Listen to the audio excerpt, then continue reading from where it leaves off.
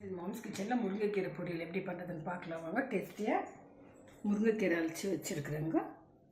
Ground நட்டு காஞ்ச மிளகாய் போட்டு கோர்ஸாக அரைச்சி வச்சுருக்குறேங்க. ஒரு ஆனியனுங்க, பூண்டு, கொஞ்சம் தேங்காய் வச்சுருக்குறேங்க, உப்பு, எண்ணெய், இவ்வளோதாங்க இதுக்கு தேவையான பொருட்கள்.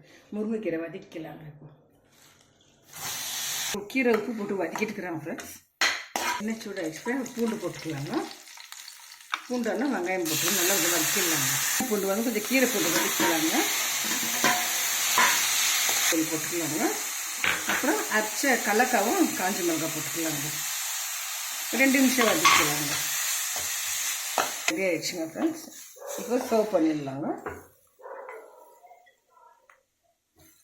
பொரியல் ஆயிடுச்சு. முருங்கைக்கீரை பொரியல் ரெடி ஆகிடுச்சு. ஒரு ஸ்ட்ரென்த்துங்க. வீக்லி ட்வைஸ் செஞ்சு பாருங்கள். இது ரொம்ப டேஸ்ட்டாக இருக்குங்க.